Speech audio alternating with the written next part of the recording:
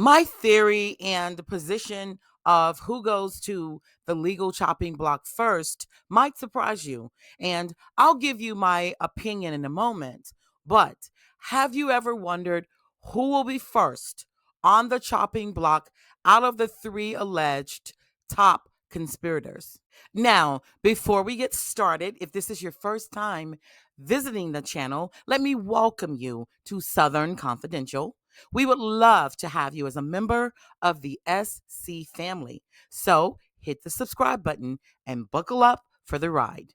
And of course, for my returning SC family members, thanks for your support and welcome back. Now, back to the story. In no particular order, Super Mayor Henyard, her sidekick Keith Freeman, and trustee Andrew Holmes are all under scrutiny for alleged misconduct. Each of them are facing allegations and accusations of unethical behavior in one way or the other, raising questions about who faces consequences first based on the legal implications. Now, overall, these are my thoughts. The decision on who might face consequences first, based on the laws, will depend on the strength of the evidence, the nature of the allegations, the legal avenues available for pursuing each case, and, of course, who we are having this conversation with. Now, please hear me out. These are simply my evaluations of the cases and my personal opinions. Of course, I am not an attorney or law enforcement, and of course, I have no legislative power. But all things considered, here is the order that I believe each alleged conspirator will be headed to the chopping block and possibly to the big house. And here's why. Drum roll, please. Number one, Keith Freeman. And not because he's any less complicit, but since he had the nerve to dabble in the federal crime arena of bankruptcy fraud, which we all know any intelligent person avoids like the plague, Freeman has already been indicted on bankruptcy fraud charges, which places him at a higher risk of facing legal consequences sooner. These offenses involves intentionally providing false information or hiding assets during the bankruptcy proceedings, and if Freeman is found guilty, he could face severe penalties, including fines, probation, and even imprisonment up to 5 years. And as you know, bankruptcy is a federal crime, and prosecutors tend to pursue such cases vigorously to uphold the integrity of the bankruptcy system. And because the legal ball is already bouncing with the Fed's April 2024 bankruptcy fraud indictment charges against Freeman, I predict Freeman will go first, likely singing like a canary on a summer morning. And just a sidebar, only male canaries sing. The female canaries only chirp, if you follow me. And not to mention, rumor has it that Keith Freeman referred to the super mayor's administration as chaotic during his deposition. Now, that alone should tell you that Freeman is not necessarily her ally. So, in essence, my thoughts are that Keith Freeman is the easiest target for the feds, with much less to lose than the other two. Now, that's not minimizing any legal activity or sinister behavior on his part. But for the sake of conversation and on a position basis, I think Freeman will be the first on the chopping block. And it gives the feds everything they need to pursue charges against the other two alleged conspirators. Okay, and that brings us to number two. Drum roll, please. Trustee and former Chicago activist Andrew Holmes. If implicated in the alleged SA charges, if you follow me, against Fania Dukes, of course the case is a civil matter so far. but I highly anticipate it becoming a criminal matter. And of course, that's my humble opinion. Now, if that happens, Holmes will be in more trouble than he cares to imagine, facing an entirely different scrutiny for allegations of SA.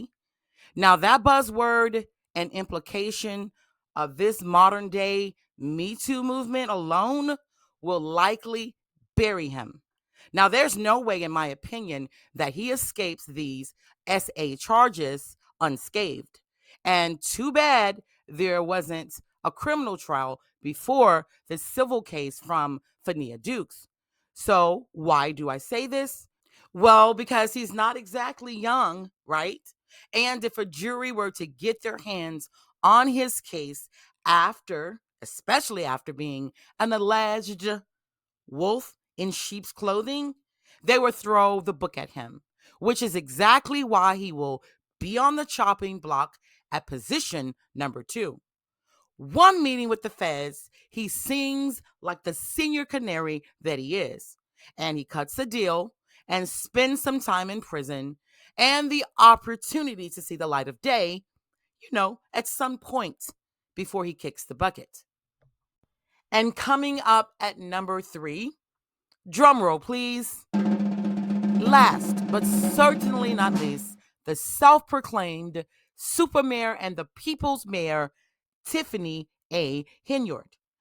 So why did I place her at number 3? Well, here's why.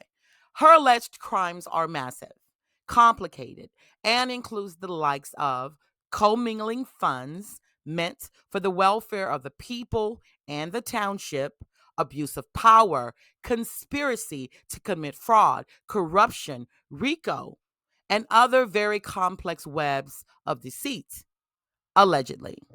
Yes, sir. Yes, ma'am. It's my opinion that Mayor Tiffany Henyard will go to the chopping block at the position number 3.